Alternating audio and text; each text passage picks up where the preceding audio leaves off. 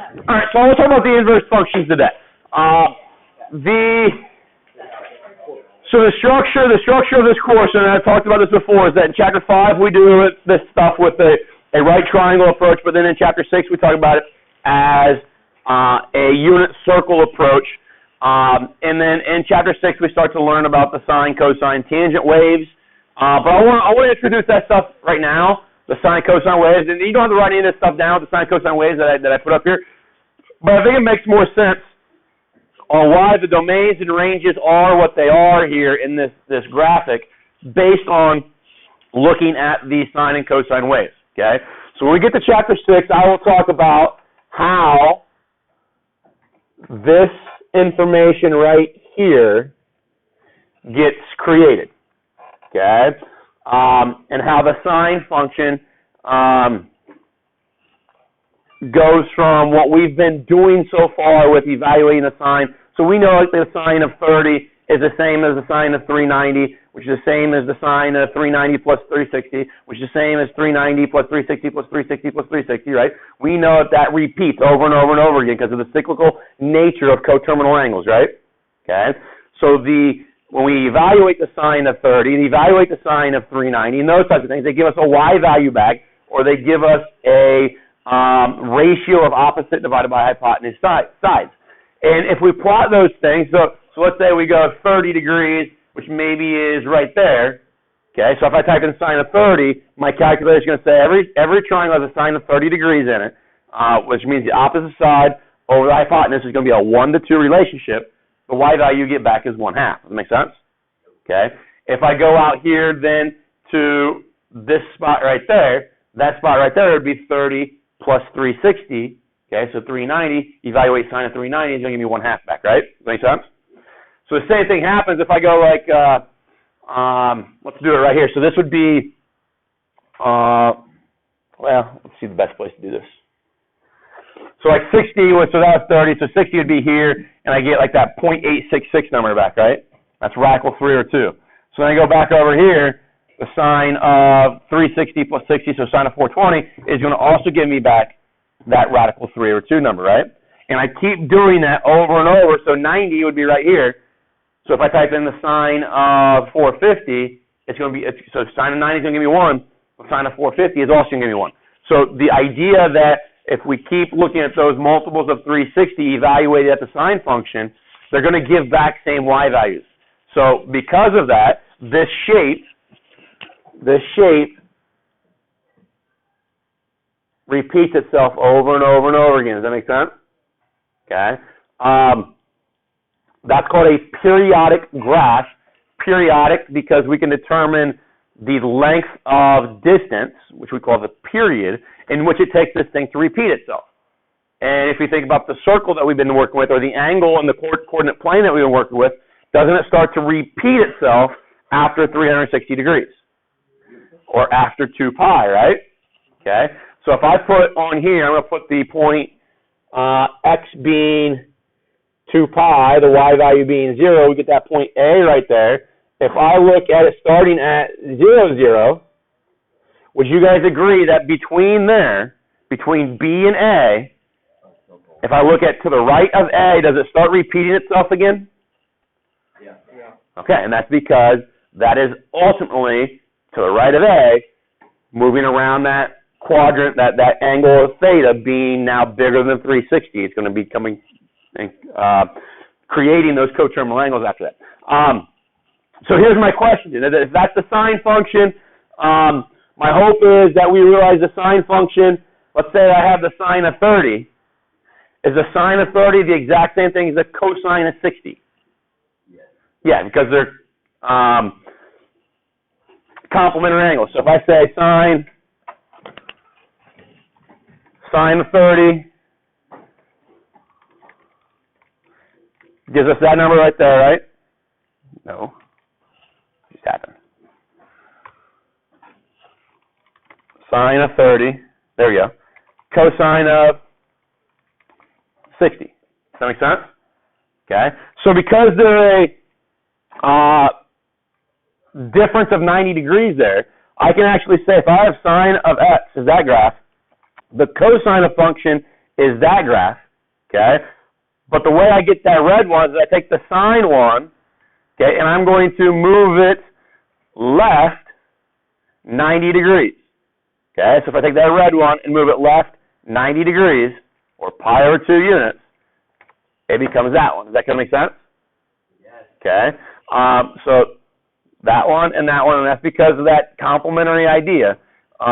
This one shifted left is that. So the reason I show you that is because I only want to work with one of these right now. I just want to look at the sine function. But because the cosine is so closely related, everything we learn here about the sine function will be similar in characteristic terms as the cosine. Okay. That thing right there passes the vertical line test, right? So what's that tell us it is? Function. A function. Okay. Does it pass the horizontal line test? No. So what's that tell me? It's not one-to-one. So it doesn't have, I thought I heard the word inverse over there. It does not have an inverse. Okay. So it's not one-to-one, so it doesn't have an inverse. But today's topic is the inverse sine function. So it must have an inverse, right? No. But it's very similar to this thing. Remember talking about x squared. That one-to-one? No. No. Doesn't pass the horizontal line test. So does that have an inverse? Yes. It does. But should it? No. But what part of it has an inverse? What is the inverse of x squared? Square root of x, right? That's my inverse. And the inverse is the reflection across the line y equals x. Does that whole green thing get reflected across the line y equals x? What's the only part that gets reflected over the line y equals x? What quadrant? Quadrant 1, quadrant 2? 1. Quadrant 1. So if you remember, for x squared to have an inverse, we actually said that x had to be greater than or equal to 0, bless you. And that then has the inverse. Does that make sense? So we had to restrict the domain so that it passes the horizontal line test. So what we do with the sine function and the cosine function is the same thing. Okay? If I look at that right there, it fails the horizontal line test. So what we want to do is we want to restrict the domain. So let's do this. Let's go. The best way I could show this.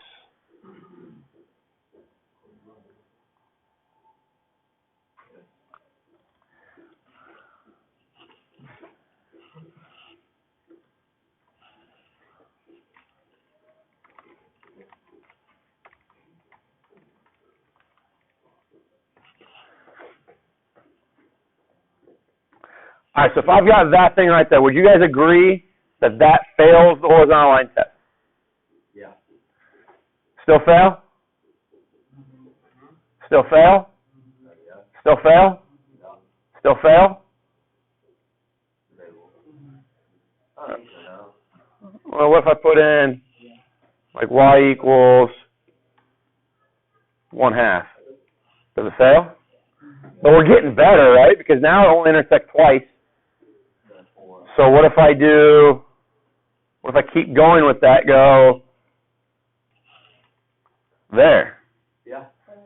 Okay, so here's my question. What if I type in, it still fails because if I type in like what's the square root of radical 3 over 2? 0.866 or something like that? Does it still fail? Yeah. Okay. I'm going to take this a value and I'm going to make it 1.57. Do you remember what 1.57 is as a decimal? Well, it is a decimal 1.57. Do you remember what it is in my circle that we talked about? If we go with the quadrants.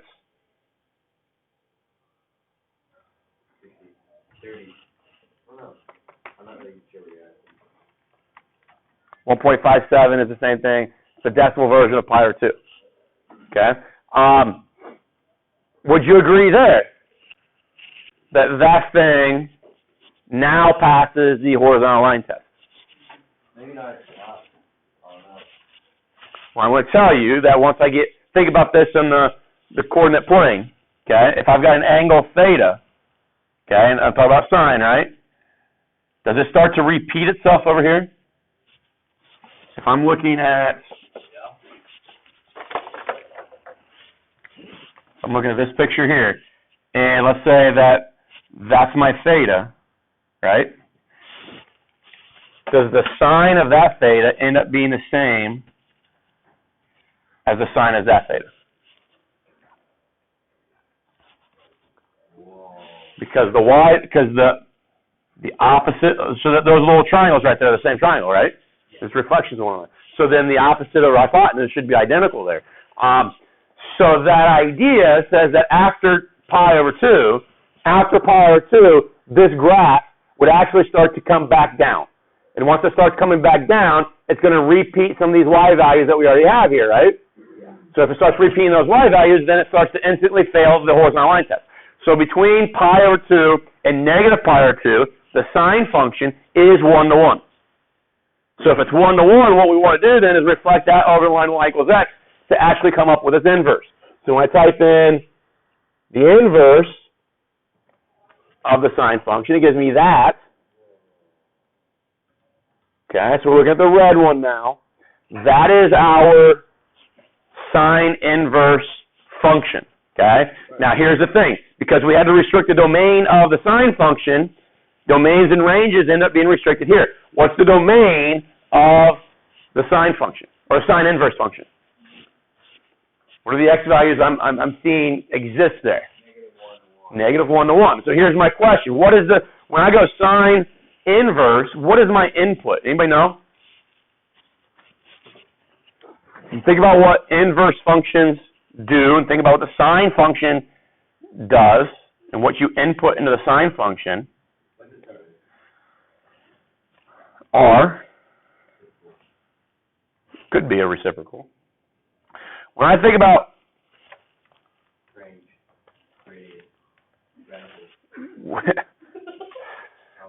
when I think about sine of x or whatever, theta, whatever you want to put in there, what is that? And what is this thing back that you get? That's what kind of number? Or what does that number represent? It's a blank. What?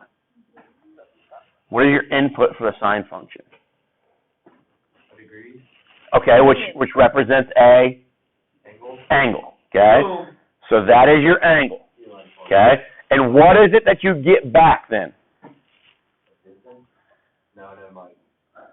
It's a distance divided by a distance,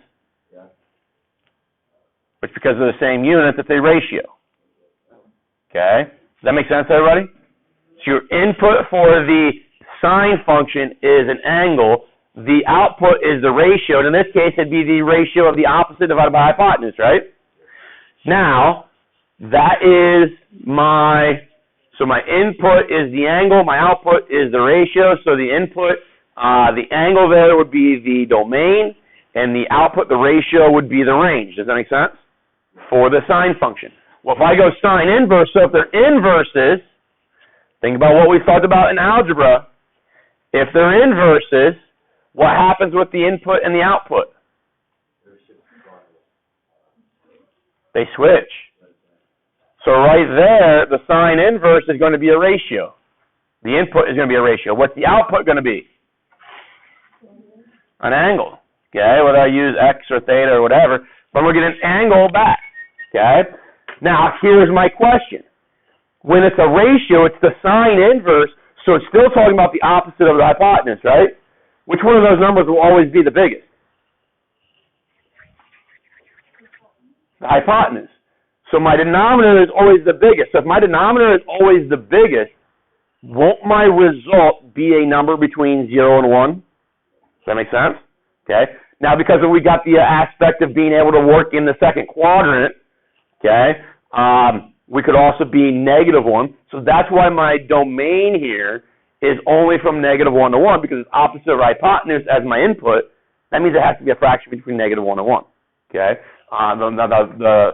The opposite side could be negative. Okay, so the numerator could be negative. That's why we go from -1 instead of just 0 to 1. Now, the output then is only going to be, because we had to restrict the domain of the sine function, the output is only going to be between negative 90 degrees and positive 90 degrees. What's 90 degrees as a radian?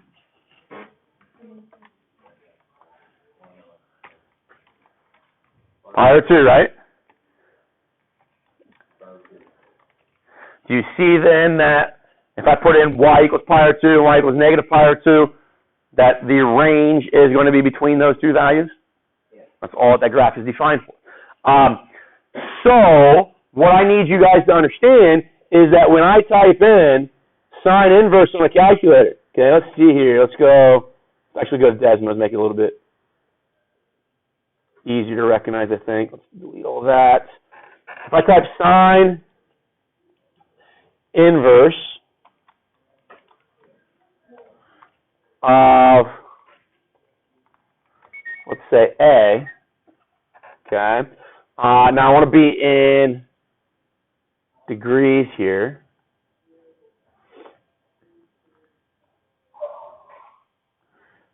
Let's go from inputs here.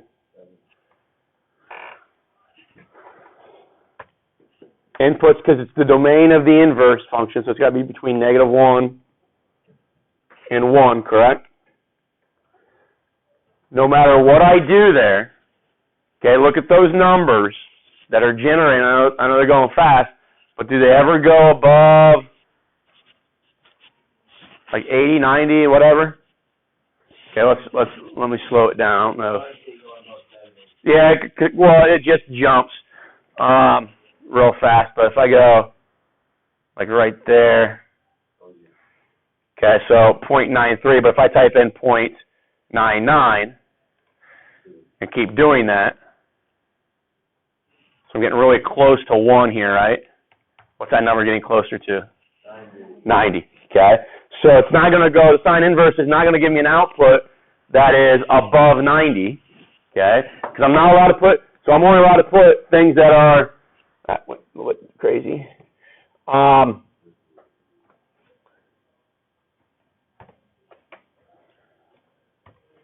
I'm only allowed to put things from -1 to 1, so when I get to 1, obviously I'm not going to get something over 90.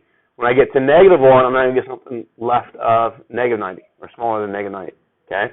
So those are the outputs for the sine inverse, okay? Only numbers between -90 and positive 90, okay? Similar stuff happens with the cosine function, okay? But the cosine function has a different interval in which we are going to look at the restriction here. So I don't know the best way to do this. Let's say, I don't know if this will work. I'm going to say A is less than X is less than, so you're going to -A less than A. But now I want this to be actually maybe plus pi over 2. I don't know if this will work, but we'll see.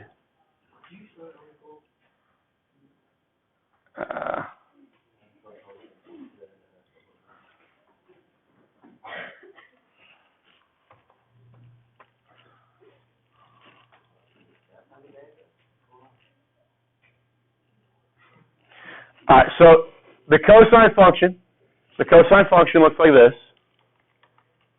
Okay. Obviously 1-to-1, or not 1-to-1, right? Passes vertical line test, fails horizontal line test. So what I'm going to try to do is decide, would you agree if that's all I look at, that I would pass the horizontal line test? So that's going to be between whatever those two numbers are, okay, -1.8 plus pi and 1.8. Now, if I keep moving that over to the right, that still passes the horizontal line test, right? So this thing still grows. If I do something, let's get to that point right there, okay? So that at that stage right there, you guys agree that that passes the horizontal line test. Oh, no, it looks like it goes straight. Well, it reaches a maximum here. So the point directly to the right of where it's at, 1, will be actually a little bit less than 1. Okay. But when I go beyond that, now would you agree that that fails? It fails. So the place that it stops failing at would be right there. Okay? What do you think this number right here where my cursor is, what do you think that number on the x-axis would be? Pi. Okay? So if we take the cosine function and we restrict it from 0 to pi, it's going to be 1 to 1. So now if I find the inverse of that, so the inverse of that would be the arc cosine of x, gives me that red curve. Okay? Now, look at the red curve. What is the domain values? What are the things I'm allowed to input into it? Negative 1 to 1. Okay? And when I plug in negative 1 to 1 in the cosine inverse function, what are the y values that it could spit back? 0 to pi. Okay? Or 0 to 180, right? Does that make sense? So when you use your calculator and you're asking it to do sine inverse, the only types of numbers that your calculator is going to spit back to you are negative 90 to positive 90. Okay? When we use the cosine inverse, the only numbers that your calculator is going to be able to spit back to you are 0 to 180. Okay? When we use the tangent is a little bit different. The tangent function, because it's a quotient, so with the quotient, we're going to have, in this case, some asymptotes. Okay? Would you agree, though, that if I just look at, let's go,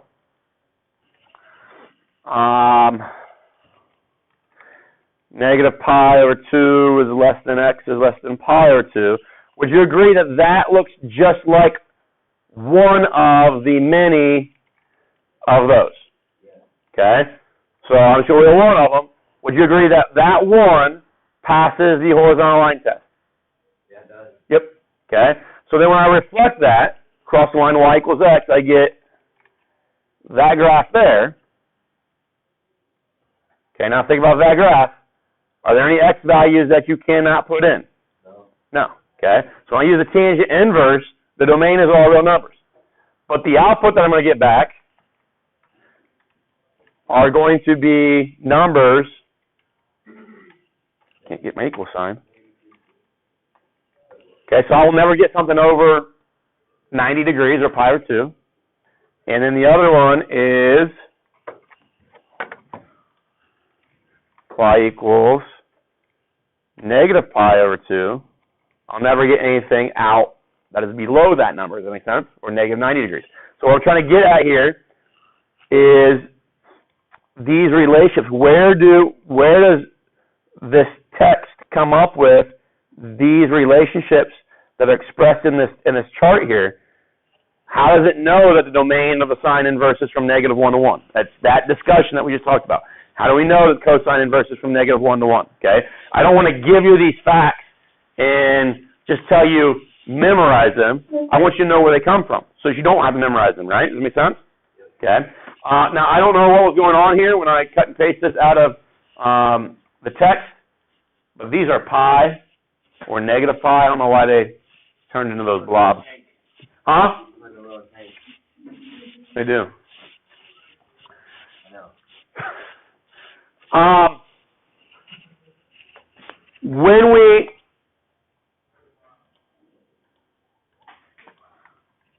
are working with this stuff, they're going to ask us some questions to evaluate.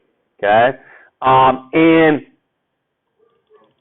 if you start seeing numbers that we have seen develop over and over again, like radical 3 or 2, 1/2, 0, 1, radical 2 or 2, those numbers are signifying that we shouldn't have to use our calculator. Okay? But what I want you guys to do real quick, take your calculator out and type sine inverse of radical 3 over 2. Put it in degree mode and then type in sine inverse of radical 3 over 2.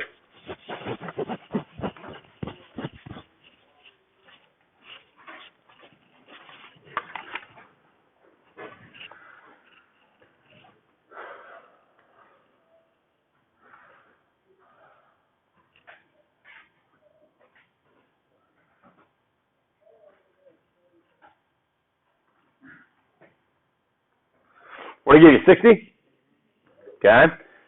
Now, let's talk about how we do that without our calculator.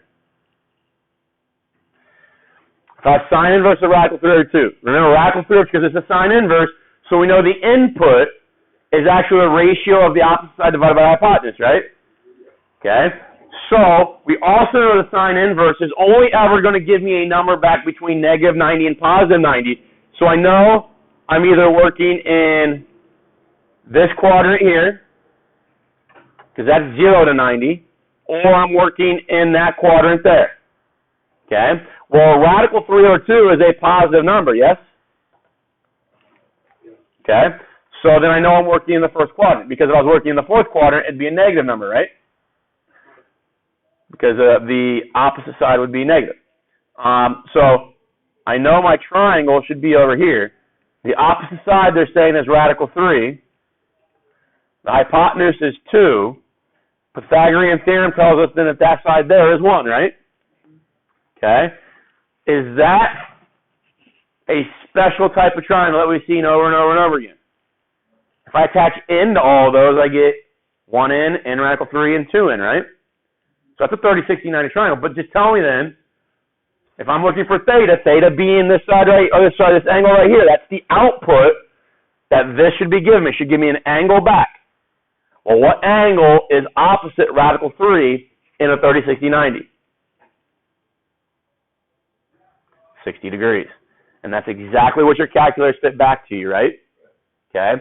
Now, here's what I need you to understand. Okay. The sine inverse is only ever going to give you radical, you type in radical 3 over 2 endless amount of times, do it over and over and over and over and over again, it's only going to give you 60 degrees.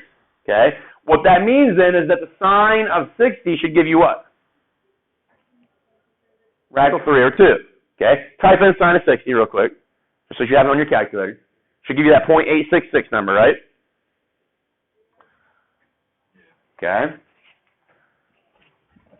There are other angles that provide that 0.866 number. Okay, think about this. Is there not another angle over here, which now the angle would actually be from there to there, in which this would be radical 3, and that would be 2? Does that make sense? Okay. Now, that angle, how big do you suppose that angle right there is? 60, right? Okay. So how big is the theta that goes into the second quadrant there? If that purple angle is 60, the theta that comes up to that terminal ray would be 120, right? Type in sine of 120.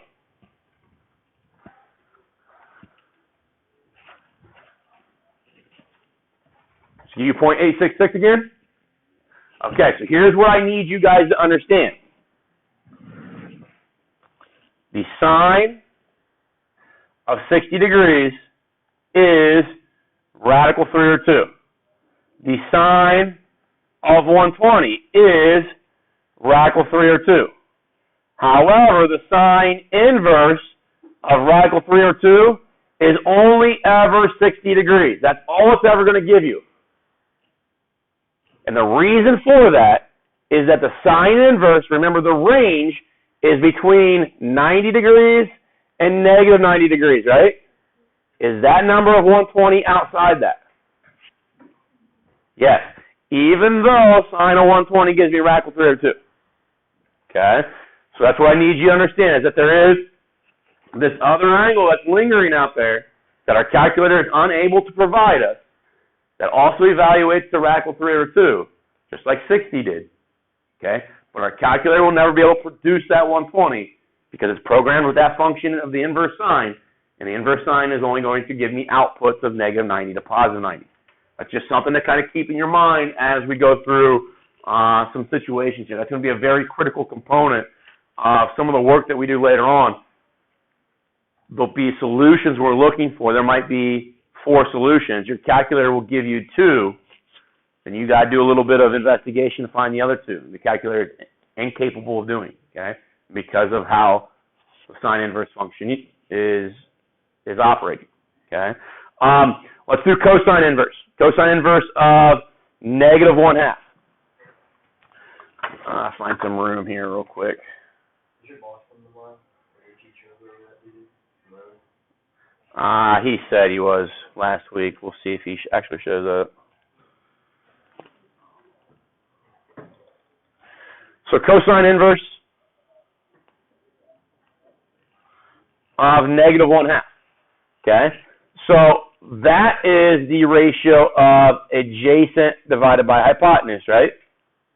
Which one of those has to be the negative?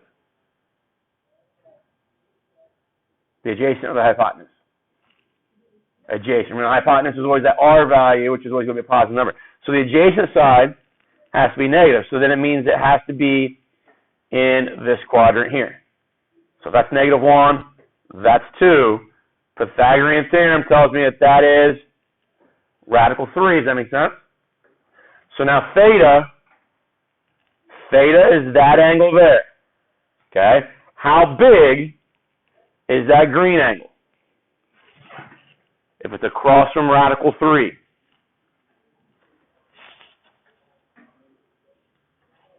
$60 degrees, right? Same as the last one. That's 60 degrees. But what is theta then? Theta is 120. Type in cosine of 120. Does it give you back negative 1/2? Okay.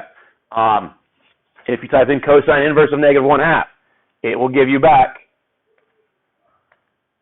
120 as well. So let's see here. This should equate to 120. Now here's my question.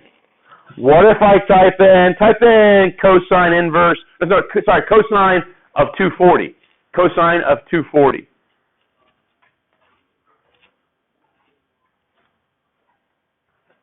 that also give you negative 1/2? Okay. And the reason for that is that if I take this triangle reflected over the x-axis, it'd be here, right? That would be negative 1. Hypotenuse would still be 2. This would be negative radical 3. But I'd still have negative 1 over 2 as the adjacent over the hypotenuse. So that would be 60 degrees into the third quadrant. Then theta then would be up to 180 plus another 60 would be 240, right? Okay. However, will the cosine inverse ever spit back 240 to me? No, you just did cosine inverse of negative 1/2, right? And it gave 120. It wasn't because you were lucky that time that gave 120 back. You type it in again and again and again and again, it's always going to give 120 back. However, 240 still produces the same ratio of negative 1 over 2. Okay? So eventually in your homework, if there's 2 answers, your calculator will give the answer of 120. You've got to do the little extra work to find that 240. That is the second answer. Okay? Tangent inverse of 1. Okay, tangent inverse of 1. Now, just be on the lookout when they give you whole numbers.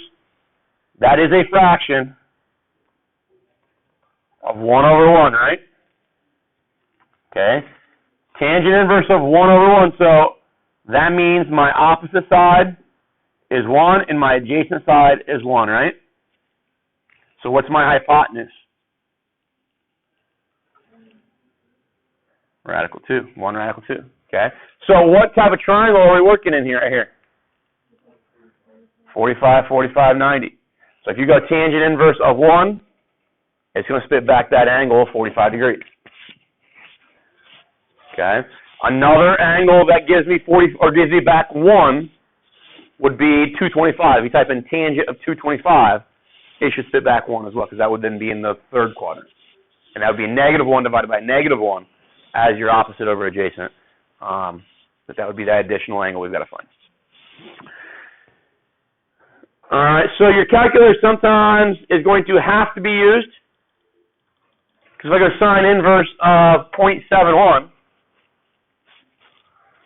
okay, so sine inverse of 0.71, that means that my y value is 0.71, my hypotenuse, is 1. And just from that information, I don't know a special right triangle template that would have that information in it, right? So we have to then use our calculator, go sine inverse of 0.71. Make sure you're in the appropriate radians or degrees that you're being asked for, and then it'll spit back the degree that you're looking for. Does that make sense? Okay.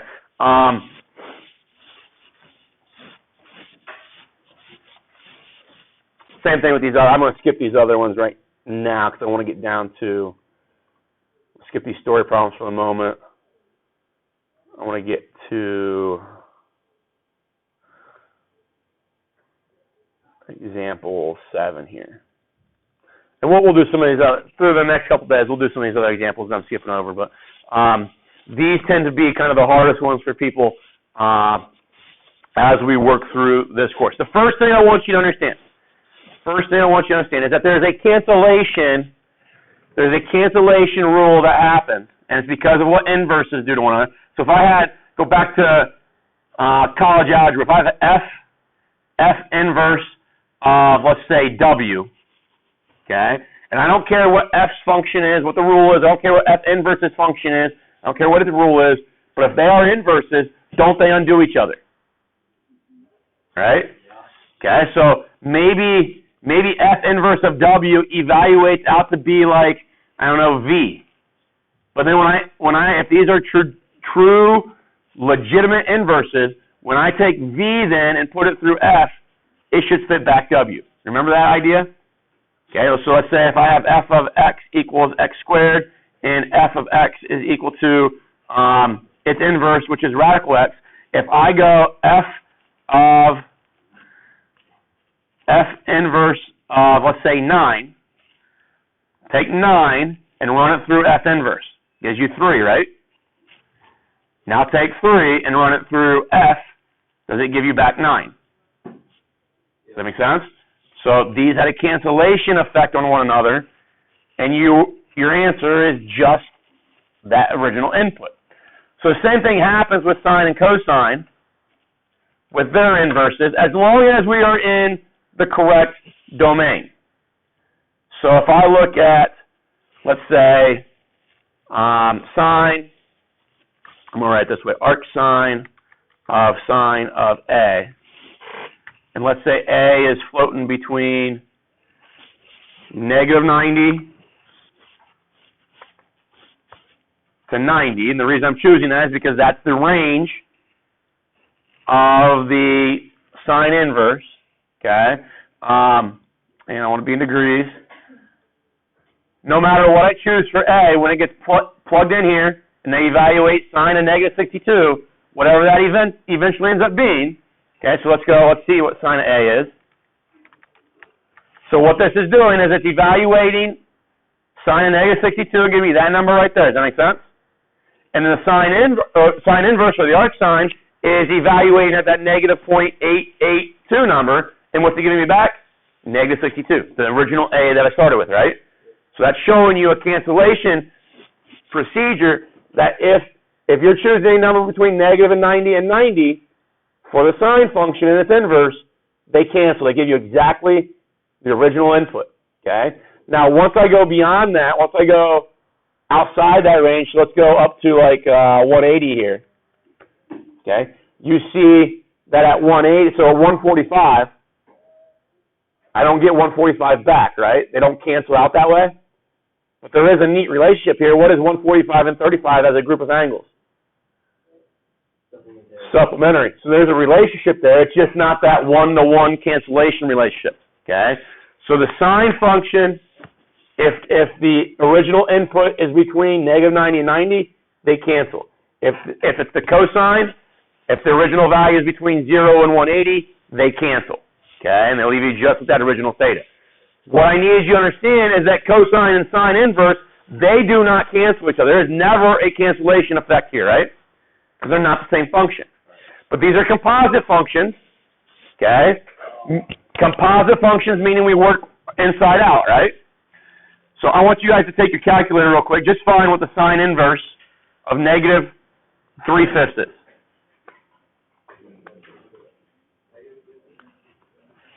Sine inverse of 3/5. What's that give you back? Do it in, give me degrees or whatever. Say again? 36? Okay. 36 something, right? Now type in cosine of that angle. As much of that angle as you can use. If you. So we're allowed to just do this on our calculator? No, I'm going to show you that what we do by hand here gives me the exact same the calculator gives. Calculator gives you 0.8, right? Yes. Okay. So if I were to type in all at one time, cosine, parentheses, sine inverse, parentheses, 3/5, hit enter, it gives me back 0.8. Okay. I want to talk about the process of doing that by hand because, Blaze, the question is, can I use my calculator? Maybe on this one, yes. On this one? No. Okay. So, cosine of sine inverse of 3/5. Sine inverse of 3/5. So it's a composite function, so we work on the innermost function first. 3/5 is a ratio, correct? Yeah. Okay, and it's the sine that is being attached to it, right? So it's the opposite side divided by hypotenuse, right? And it's positive, so I know I'm working in the first quadrant. So this is 3, and that's 5. Does that make sense? Okay, so this thing right here, the inner function, remember, when I evaluate a sine inverse, what's the output? If my ratio is the input, what's the output? Okay, so it's a degree which represents an angle, right? So the output is actually that theta in my picture, correct? Does that make sense? Yeah. Okay. Do you know the adjacent side in that right triangle? Yeah. What? 4. Now, why did I want to know the adjacent side? Because if this sine inverse of 3/5 provides me that angle, I can replace this sine inverse of 3/5 with this theta, and now what's the cosine of this theta? What's cosine? Adjacent divided by hypotenuse, right? What's 4 divided by 5 equal to? 0.8. 0.8 that your calculator is giving you, right? Okay. So when we're doing these, and you're going to have a handful of these in your homework, they're going to be sine, inverse, cosine, cosine, inverse, sine, cosine, tangent, inverse, and there's going to be a ratio. The ratio produces a picture that then, with that picture, attaches to it the angle, which is the output. Once you get that picture, you can then find all, using the Pythagorean theorem, that's how I found that 4. I can then evaluate that cosine. So, yeah, we're going to run out to do that one. Let's do this one. Let's go. All right, we'll stop. Tomorrow, what we're going to do is we're going to start with those.